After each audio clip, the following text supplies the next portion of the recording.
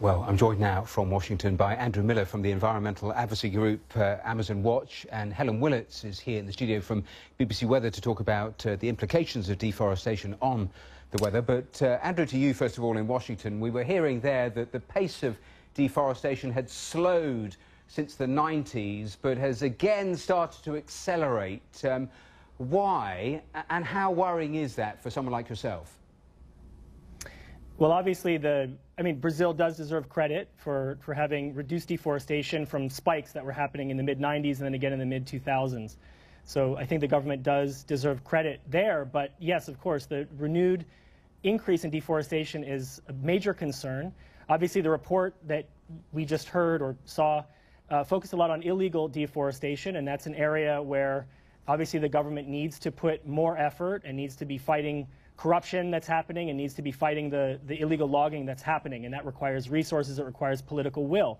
At the same time, deforestation is on the increase because of actual government policies that are being, the kind of development model that's being promoted throughout the Amazon, the Brazilian Amazon, that includes cattle ranching, that includes other kinds of agricultural expansion. It also... I was going to ask you, I mean, who are the principal drivers apart from the illegal loggers?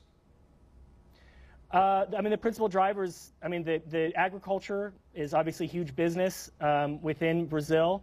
The big agricultural lobby has very strong foothold in the Brazilian Congress, the Ruralistas.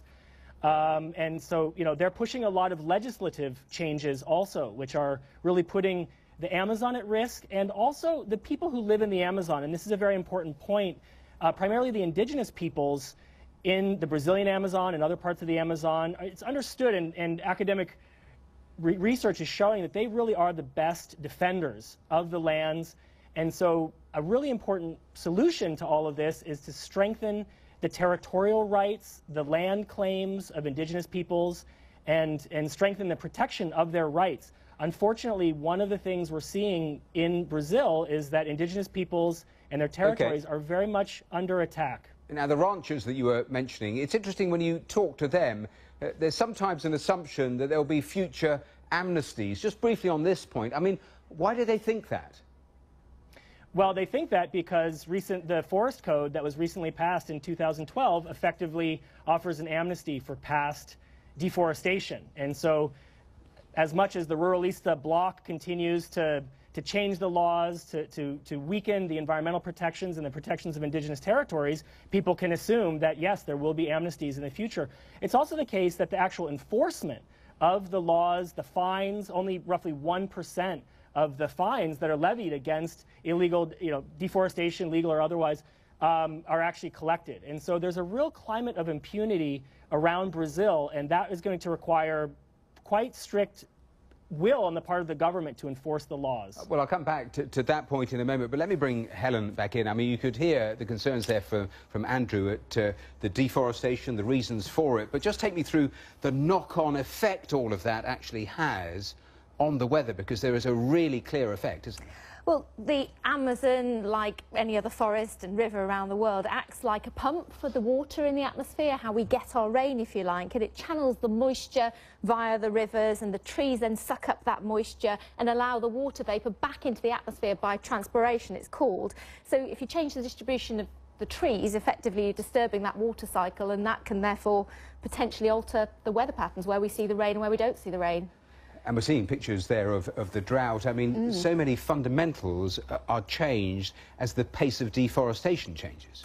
I'm sure that is an absolute compounding factor on the distribution, like we talked about, of the rain. There are other factors at play as well. In Brazil, it's well documented at the moment that there's the drought in Sao Paulo, but also at the moment it's also an El Nino situation, so there are other contributory factors in there as well. Weather-wise, that's just one of them, and we are in quite a peak, a strong El Nino at the moment. It was building last year as well, so that could also be a compounding. So it all factors in. Take me through some of the less obvious effects that this sort of deforestation is also having. Well, I suppose if you're distributing or redistributing where the water goes, if you've not got as much to hold the water in, and the rivers become more fast-flowing, they're more difficult to control, and then you can end up with the water going where you don't want it to go. So that can obviously deplete things like the reservoirs, and Brazil and other countries are heavily reliant like we are on hydroelectricity as well, which obviously is a huge source of energy for hospitals, for just general living and for the economy as well. Let's go back to Washington and Andrew Miller. Andrew, we were talking politics a moment or so ago, and I mentioned in the introduction political pledges from Brazil's president. Does that not reassure you that, in a sense, they're on the same page as you? We're not particularly reassured by the recent pledges by President Dilma Rousseff when she was here with President Obama. She effectively pledged to uphold the law, the current law.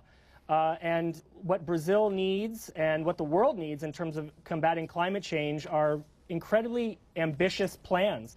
So, for example, she pledged to reduce illegal logging between now and 2030. Well, first of all, that time frame should be much shorter, and really groups like Greenpeace Brazil are calling for zero deforestation. What we really need is zero deforestation, whether legal or illegal, and we need a massive, what some Brazilians have called war effort to reforest what has been deforested over the course of the last 40 years. So the pledges, by and large, are quite underwhelming. They need to be much more ambitious.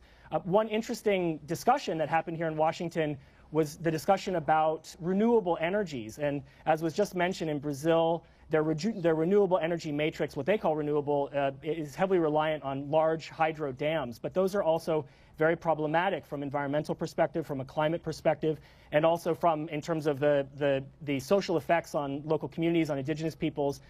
So it is important for Brazil also talking about renewable energy to focus on other forms of renewable that are non-hydro. Okay. Andrew Miller, Helen Willits here also in the studio. Thanks both of you very much.